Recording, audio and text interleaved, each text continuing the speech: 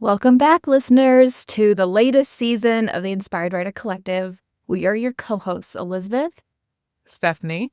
and we're doing this mini-series again for the month of January, coming back with these shorter, more bite-sized episodes. You've just made it through the holidays. You may not have time to be digging into a podcast. Maybe you've got some aggressive writing goals that you're using your time for instead.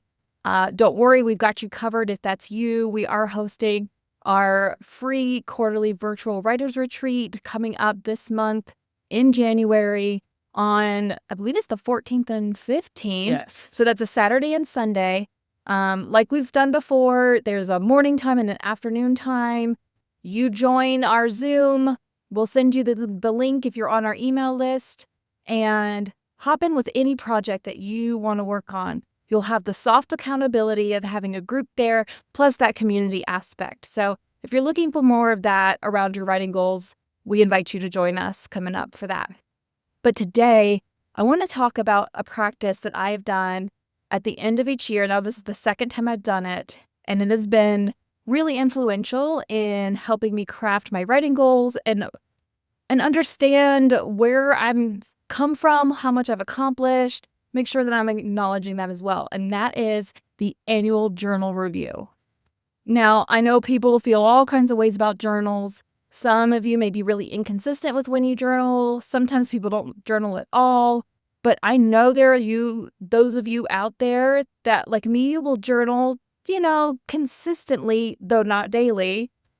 And so much of the focus around journaling is always about like how it serves you in the present moment, right? Like, oh, it helps you tap into a different frame of mind or perspective, or you can get your feelings out on paper. I know you do morning pages sometimes, Stephanie, just as like a mind declutter. Exactly. There's so much value in like journaling in the moment. But what we're talking about today is something that I think gets overlooked way too much, and that's going back to look at what you've written, to recognize areas of growth, habits that you've started or stopped that you may want to refresh or continue or get rid of, hidden patterns, like the things that you only can notice because a theme keeps coming up over and over again.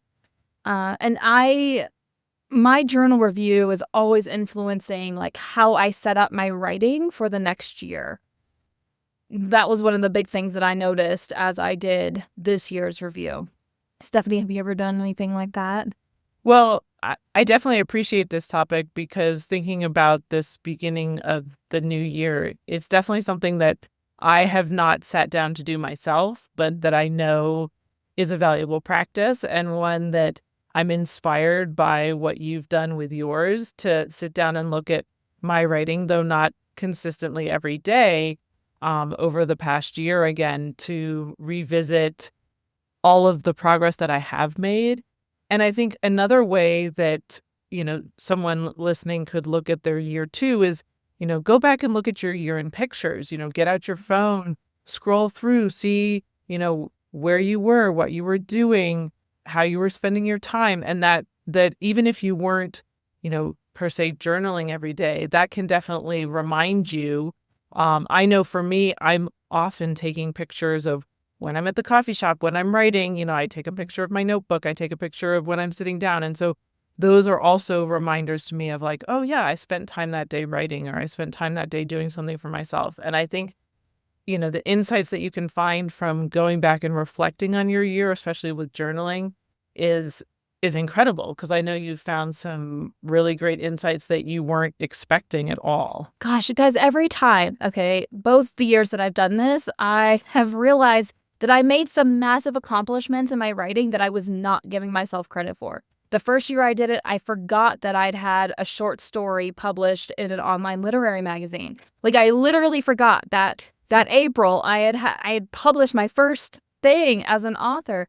And this year, the thing that really surprised me was I knew I had set a goal in the first quarter of 2025 to do this bigger writing sprint for my rewrites of my memoir. And Stephanie and I were on the computer, on Zoom all the time, sitting down, getting that writing done. I knew that I had stuck with it through March.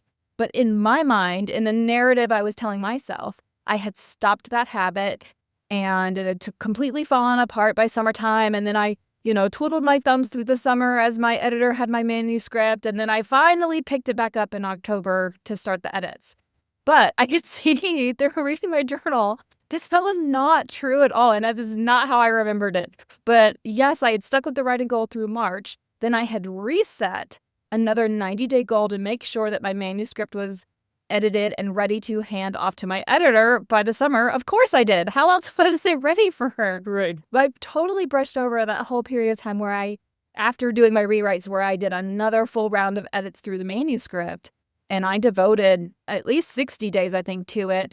Plus, during that downtime where I wasn't doing anything, quote unquote, I was doing massive amounts of prep work for the memoir master plan cohort that was going to run in the fall. Plus I had some travel, both with family and internationally. And I was running all these other things in the background. So there was really no downtime. And the part that was taken away, the time that I was not spending on my memoir, was a time period where, one, it was with my editor, and two, I was focused on a very relevant creative project for the business. So, it's like I have to give myself some grace and some gratitude. And obviously my default is to not do that. And you may be falling into that same trickery from your memory and your mind if you're not looking back at that. That's certainly the way that it's influenced my writing the most. I could see clearly from my kind of self-conversation on the page how proud I was of making those accomplishments, how much more effective having a very specified goal and what particular scenes or stories I needed to write each week was for me. And so I've already done that for this year. I have a calendar. I put up a reel. If you're not following us on an Instagram or Threads yet, I put a reel a few weeks ago of my previous calendar when I had done this method with the Post-it notes. And then I also put in that later part of the video is my fresh, clean Post-it notes ready for work. So follow us if you're not already doing so you don't miss any of that, day-to-day writing stuff. Yeah, we're at Inspired Writer Collective on both Instagram and Threads. So make sure to hop on there and follow along with what we're doing. We have a lot of exciting things coming up for the year. But again, going back to the journaling, what I find so fascinating is, the stories that our brains tell us or that we tell ourselves about, oh, I'm not getting anything done, or, I didn't accomplish a lot. And for me, I had a lot of life events that disrupted a lot of my flow. And I thought, oh, I haven't accomplished a lot. But then when I look back at what I have done, there is a lot there. I mean, it's beyond a lot. It's impressive, guys, given the amount of personal stuff that you went through this year, Stephanie. I know all the listeners aren't totally aware of all the details of everything, but it was a lot. And I mean, and most of it was totally unplanned. Exactly. So the fact that you still continued to come back to your writing when you had the time, when you had the mental space and the wherewithal and the creative energy, that's commendable. Yeah, and I think it's definitely something, that we're both celebrating here, is recognizing how far we've come over this last year and where we are, because it really is important to remember to celebrate what you've accomplished. I don't think we do it enough in our culture, and especially as writers and creatives, I think we're often so much harder on ourselves than, another person might be. And so if you've listened to us for a little bit, you've heard other episodes of ours where we make sure to celebrate and reflect on our year. And again, we definitely encourage journaling if it's something that you enjoy. And as Elizabeth mentioned, I often do morning pages if you're familiar with Julia Cameron. And, yes, she says to do it every day. Do I do it every day? Not always every day. But when I do notice its effectiveness for, clearing out my mind and just allowing space for the creative ideas to come in. But yeah, listener, there's so much that you can gain from taking the time to stop and pause and go back and look at, where you were January of 2025 to, where you are today, January 2026, and think about all that you've done. And I think it goes beyond celebration in the sense of, as you're trying to set your writing goals for this new year, for 2026, take a look back. See what worked for you, see where you got derailed. I, at this point, just know that the beginning of the school year in August and September is not a massive writing time for me. That's not a time. I mean, I can work on other like side projects, but that's not a time in my year where I have the mental capacity to dig in a big way to a project.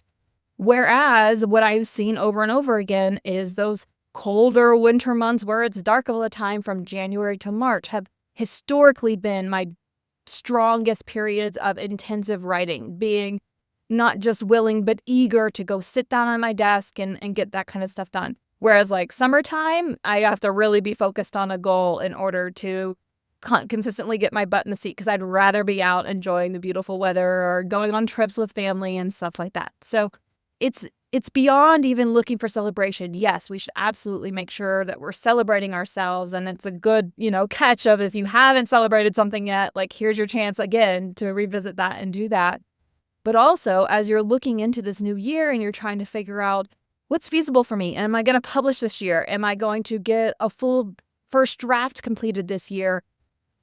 Whatever that looks like for you, it's so helpful to look back if you have this resource.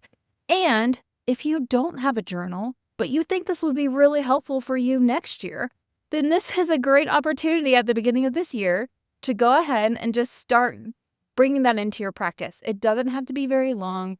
I had a coworker who asked me, she was curious, like, oh, I've always wanted to journal, but like, I don't know what to journal about. I don't think I have something to write about every day. And I showed her my journal and I was like, well, here's some examples. Like, here's a place where I wrote to my past self. Here's a place where I'm writing, from my future self, like channeling from my future self to my present day self. Like, what advice do I need to hear right now? Or here's a place where I listed all the ways that I'm showing up for myself and my family because I just needed some gratitude. I needed some of that like grounding. And so that's what I wrote that day. Or here's another place where I was highly emotional and I was wrestling with some of my feelings and trying to figure out where it was coming from and what I needed to do about it. And, so it's all of those things. And it doesn't have to be, always very emotional or even about the particulars of the day. It can be just where you feel like you are. Where do you feel like you're falling behind? Where would you like to go? Any of that. So, well, and it can start as simply as, a gratitude practice of at the end of the day, writing down 3 things that you're grateful for. Or you could write 1 sentence a day on a calendar page to talk about, something about the day. Just simple little steps that don't have to feel like, if you feel like your days are overwhelming or you're not sure how to fit it in, or you feel it's taking away from your other writing time, to simplify. And again, we definitely talk about being consistent, but consistency is different for everybody and looks different. And it's not meant to, be encouraging to overwhelm you and throw something else on your plate and say, oh yes, this is a must. It's really a nice thing to do so that you can come to the end of the year and say like, wow, like look at what I did, and boost yourself up, because that's an important part of the process as well. And if you use like the Storyworthy by, was that Matthew Hicks? He talks about how he does a daily journaling practice where he just simply writes a line or 2 about some moment during his day that he thinks has the basics for a future like short story. So it's just some little thing that happened where you had a moment of realization or, it really doesn't have to be super significant. It could be something really comical. It could be something that relates to a bigger pattern or trend that you're experiencing in your life at the moment. But that's another fun practice for, especially if you are a memoirist, for being able to capture those little moments that later you could go back to and like fully flesh out like a short story about if you're interested. Yeah, that's definitely, finding different resources, finding other, talking to, like Elizabeth said, talking to other people who are journaling.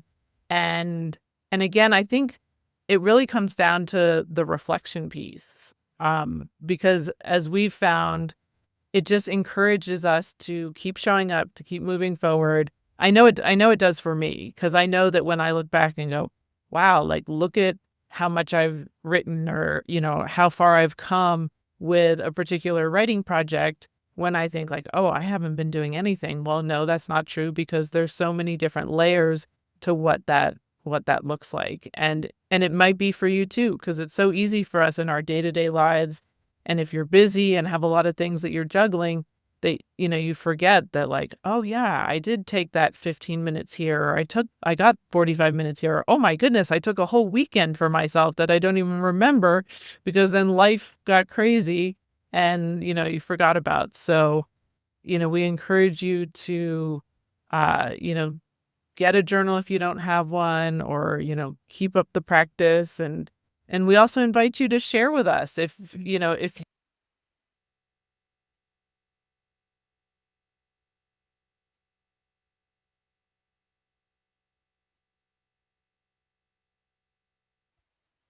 get on our email list, and, hit reply to any of our there's no AI bot coming from here. We just try to respond as quickly as we can, and, get back to you, because, building community is such an important part of our journey, and what keeps us showing up to keep talking to all of you. Yeah, so leave your goal for 2026 in the comments. Let's support one another. And if you're interested, if you are not already on our list, there'll be a link in the show notes where you can hop on. Happy writing!